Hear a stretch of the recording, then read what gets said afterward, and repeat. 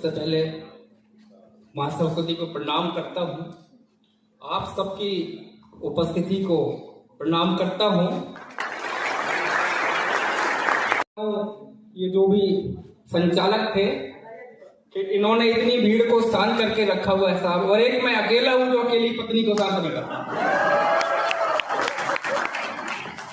गलती उसकी नहीं है, भगवान ने लुगाई चीज ही ऐसी बनाई है जो भूखी रह सकती है, प्यासी रह सकती है, दर्द रह सकती है, बस चुप नहीं रह सकती है ना। अच्छा, आप लोगों का बहुत बहुत शुक्रिया है, इतनी इज्जत से मुझे बुलाया। इतनी इज्जत मुझे मेरे अपने घर में मिलती तो दिल्ली से आज छुट्टी के दिन यहाँ नहीं आना।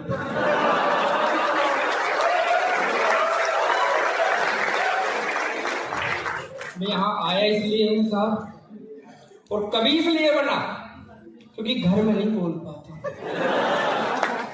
अगर घर में ही बोल पाता तो यहाँ बोलने क्यों आता। और एक दिन तो मेरी पत्नी ने पूछा किया, बोले एक बात बताओ, ये इतना लिख कैसे लेते हो। मैंने कहा छोड़ो, तुम नहीं समझोगे, बहुत दिमाग लगता है। बोले कभी तो पूछ रही। तो क्या करें। एक दिन बोली चलो छोड़ो,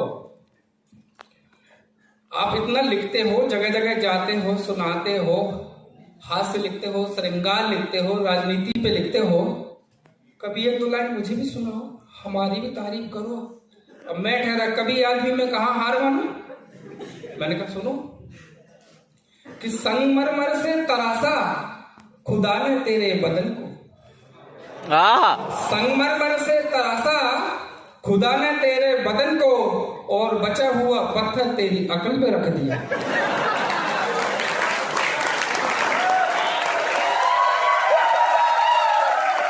क्या बात है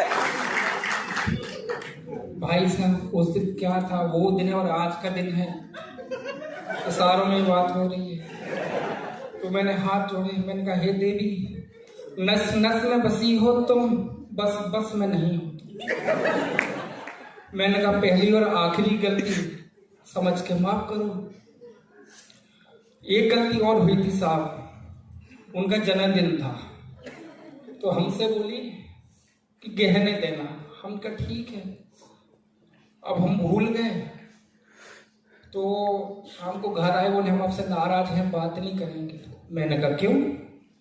बोले हमने आपसे कहा था कि हमारे जन्मदिन पे गहने देना, और आपने दिया खाली डिब्बा। जानते हैं दोस्तों में कितनी शर्म आई हमें।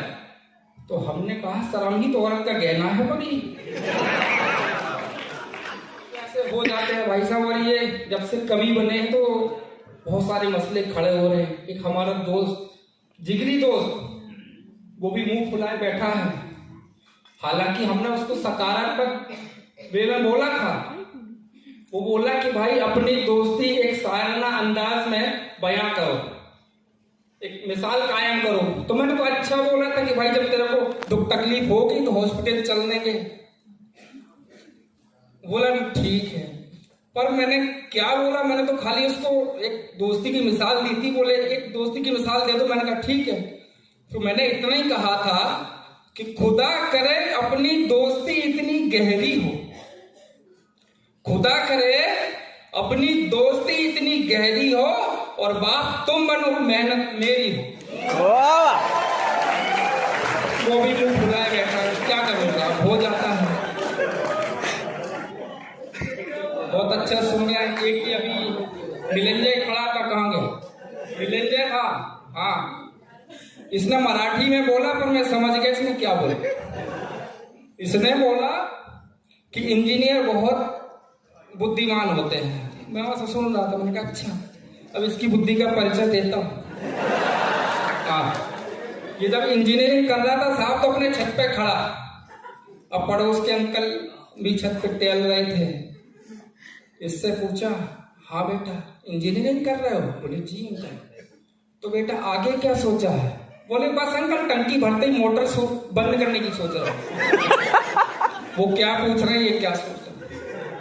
अब ये 2-4 बच्चे यहाँ खड़े थे, कुछ शेरो शायरी कर रहे थे, हालांकि अच्छी थी, लेकिन स्त्री और पुल्लिंग का भेद भूल गए साहब। मैंने कहा कोई बात नहीं, ये प्यार मोहब्बत की बातें भी कर रहे थे। तो मैं बता दूं साहब कि मेरा तो प्यार मोहब्बत से दूर दूर का कोई नाता नहीं है। प्यार सबसे नफरत है साहब मुझे। क्यों? साबित करता हूं कि वो जो कहती थी कि मैं मर जाऊंगी तुम्हारे बिना, वो जो कहती थी कि मैं मर जाऊंगी तुम्हारे बिना, और कल ही तीसरा बच्चा हो गया उसका, वो भी हमारे बिना। ठोको ताली।